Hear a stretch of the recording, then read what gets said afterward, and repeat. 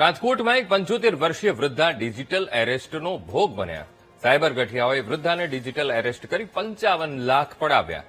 ગઠિયાઓએ Mumbai crime બ્રાન્ચના નામે અઠવાડિયા સુધી વૃદ્ધાને ડિજિટલ એરેસ્ટ કર્યા. ડિજિટલ એરેસ્ટ દરમિયાન જુદા જુદા બેંક ખાતામાં 55 લાખ રૂપિયા પડાવી લેવાયા. આરોપીઓએ વધુ 43 લાખની માંગ કરતા વૃદ્ધાએ મુંબઈમાં રહેતી દીકરીને જાણ કરી. સાયબર ગઠિયાઓનો ભાંડો ફૂટતા દીકરીએ રાજકોટ પોલીસનો સંપર્ક કર્યો. રાજકોટ પોલીસે તાત્કાલિક ધોરણે ઘરે પહોંચી વધુ રૂપિયા જતા અટકાવ્યા છે. સાયબર ગઠિયાઓ સામે ગુનો નોંધી પોલીસે વધુ તપાસ હાથ ધરી છે. તો વધુ એક વૃદ્ધા ડિજિટલ એરેસ્ટનો ભોગ બન્યા છે. ઘટના છે રાજકોટની, જ્યાં એક 75 વર્ષીય વૃદ્ધાને ડિજિટલ એરેસ્ટ કરવામાં આવ્યા હતા. સાયબર ગઠિયાઓએ તેમને શિકાર બનાવ્યા અને 55 લાખ રૂપિયા પડાવ્યા. ગઠિયાઓએ મુંબઈ ક્રાઇમ બ્રાન્ચના નામે અઠવાડિયા સુધી એ વૃદ્ધાને ડિજિટલ એરેસ્ટ રાખ્યા હતા.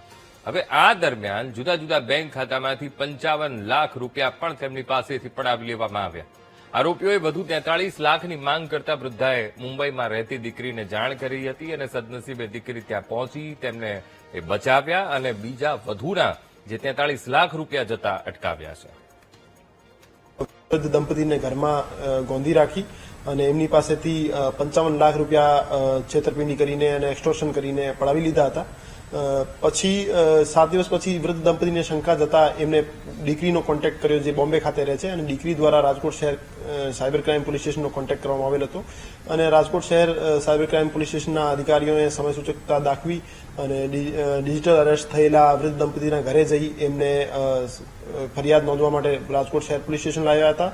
અને એમની જે 41 લાખ બીજી એમની પાસેથી માંગણી કરવામાં આવતી હતી એને રોકી દીધી અને જે બનાવ બન્યો હતો એ બાબતે એક્સટોર્શન અને ચીટિંગની ફરિયાદ દાખલ કરી આગળની તપાસ હાથ ધરી છે.